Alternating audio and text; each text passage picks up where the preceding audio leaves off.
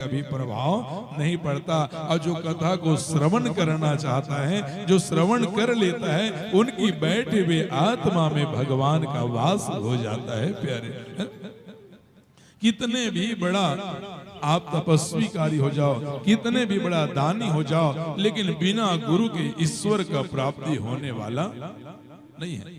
राधे राधे बोलना पड़ेगा। राधे राधे। आप कितने भी ऊंचाई में पहुंचो, आप गिर सकते हैं। राधे राधे। सुखदेव जी महाराज कहते हैं कि राजा परीक्षित, श्रीमद् भागवत महापुराण में 10 लक्षण है। जैसे हमारे जीवन में 10 इंद्रिय हैं, 5 ज्ञान इंद्रिय और 5 कर्म इंद्रिय, वैसे भागवत में 10 लक्षण है। कौन कौन सा? पहला है सर्ग। यही 10 लक्षणों से सृष्टि का निर्माण हुआ है। और पहला क्या है? 10 लक्षण में पहला क्या है? सर्ग। और सर्ग मतलब क्या होता है? सृष्टि, अर्थात पृथ्वी, अर्थात संसार। और इस भागवत की 10 लक्षणों में हमारा जीवन का उद्धार भी होता है।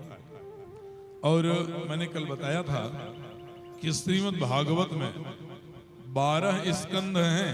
कितने? 365 अध्याय हैं और 18,000 श्लोक हैं। मैंने कल ये भी बताया था कि 18,000 श्लोक में कहीं पर राधा जी का नाम नहीं है। तो कई भक्त ने मुझे इससे पहले वाले कथा में पूछा था, गुरुदेव जब भागवत में राधा जी का नाम नहीं है तो ब्रज का रानी अर्थात महारानी वहां का कैसे बने? ब्रज की रानी तो कौन है? राधा रानी जी है। तो पहले हम एक चौपाई से, एक श्लोक से जान लें। राधे मेरे स्वामिनी, मैं राधे का दास।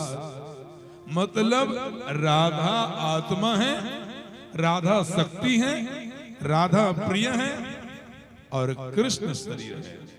मतलब कृष्ण ही राधा है और राधा ही कृष्ण है। दोनों में कोई अंतर नहीं है। जिस तरह से एक पुरुष के सामने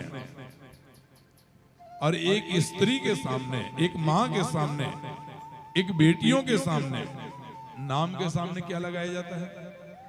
स्त्री। क्यों? तो स्त्री कोई संबोधन शब्द नहीं है, स्त्री है शक्ति। वैसे श्री जी बोलते हैं राधा जी को, और राधा जी क्या है? शक्ति है। और जिनके जीवन में शक्ति नहीं है, उसके जीवन में कन्हैया भी नहीं होती है, उनके जीवन में भगवान भी नहीं होता है। राधे राधे बोलना पड़ेगा। माताओं बहनों, इस बात का ध्यान रखें। जब भी महाराज जी या कोई संत महात्मा जी आते हैं तो अनुष्ठान में या भागवत में सबसे पहले लहसुन, प्याज, सरसों तेल, अचार, पापड़ को बंद करवाते हैं। करते हैं ना? क्यों करवाते हैं?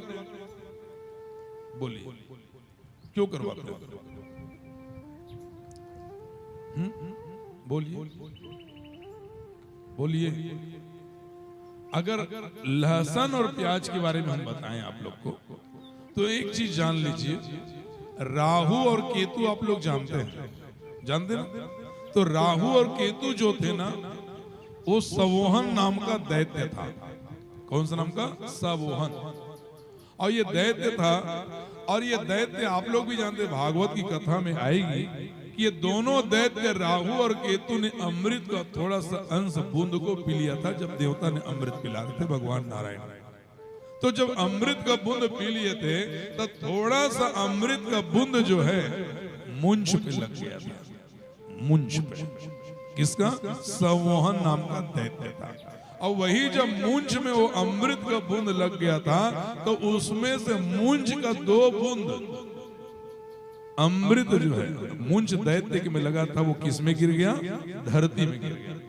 और जैसे धरती से गिरे मुंज से, तो उसी धरती में जब बूंद गिरा तो 2 बूंद गिरा था। एक का उत्पत्ति हुआ लहसुन और दूसरा हुआ प्याज। किसके मुंह से? राक्षस के मुंह से। इसलिए लहसुन और प्याज को यज्ञ में, भागवत में क्या किया गया है? वर्जित माना गया है। ऐसे शास्त्रों ने यज्ञ में ही नहीं बताया गया है। ऐसे उन्होंने तो परमानेंट घर में गृहस्थी के लिए लहसुन प्याज को तामसिक माना गया।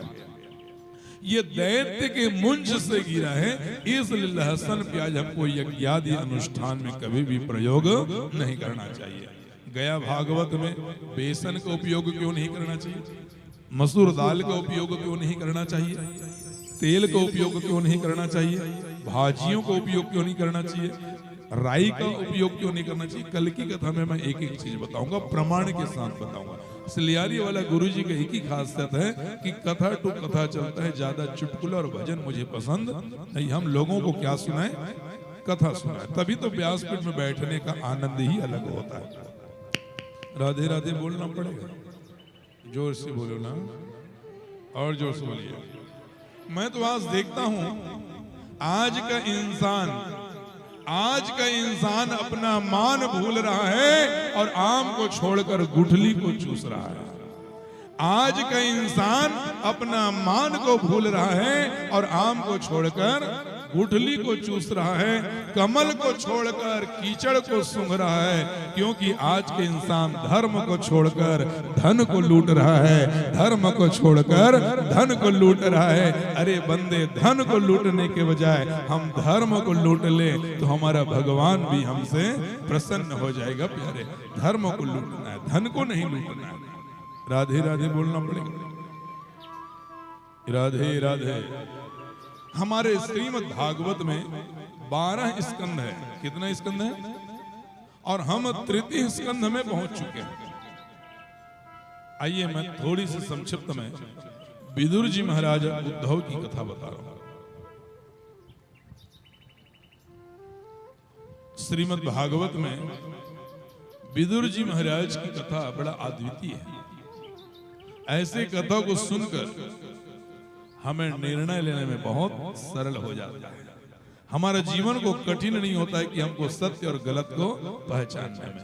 भागवत में विदुर जी महाराज ने वो बताया गया है कि देखो, अगर कोई अपना जन्म दिया हुआ पुत्र अगर कहीं धर्म का विरोध करता है और अधर्म का चयन करता है, समाज के लिए कल्याणकारी नहीं है, तो ऐसे पुत्र को भी त्याग कर देने में ही परिवार और कुल का भलाई होता है। विदुर जी महाराज कहते हैं, देखो भागवत में क्या कथा आ गई। जब विदुर जी महाराज को यह बात पता चला कि युद्ध तो निश्चित हो गया है, तो कृष्ण पांडव की ओर से शांति का परिचय अर्थात शांति का दूत बन करके विदुर जी महाराज कौन है? चिन्मय जी, कौन है विदुर जी?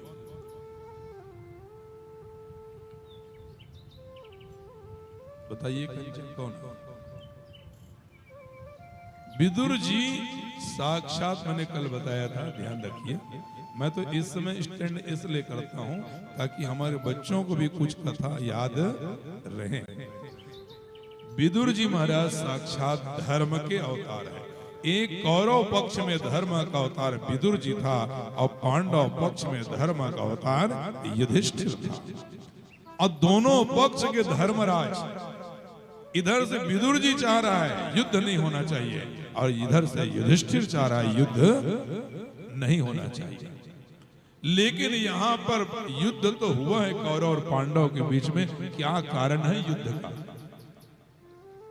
सुखदेव जी महाराज कहते हैं, आज शांति का दूत बनकर के विदुर जी महाराज किसके तरफ से? कौरव के तरफ से।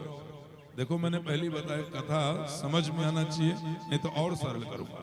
बोलो गुरुजी थोड़ा सा कथा का स्पेशली क्वालिटी बढ़ाई जाए तो हिंदी अंग्रेजी में चले जाऊंगा। मैं अंग्रेजी नहीं पढ़ा हूं, ABCD नहीं पढ़ा हूं, क्योंकि जब मैं पढ़ाई करता था 5 क्लास तक हिंदी चलता था, 6 क्लास समय संस्कृत पाठशाला चला गया और वहां अंग्रेजी अतिरिक्त विषय था, तो मैंने अंग्रेजी की जगह में व्याकरण पढ़ लिया।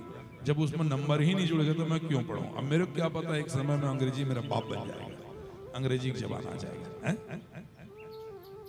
तो अंग्रेजी बोलना बुरी बात नहीं है, अंग्रेजी बोलना है लेकिन हिंदी को भी भूलना नहीं है। हिंदी को भूलना बुरी बात है, क्योंकि जिन्होंने हमको पैदा किया उसको अंग्रेजी नहीं आती, तो अपने माँ बाप से अंग्रेजी में नहीं, उसे तो हिंदी में ही बात करना चाहिए। राधे राधे भैया।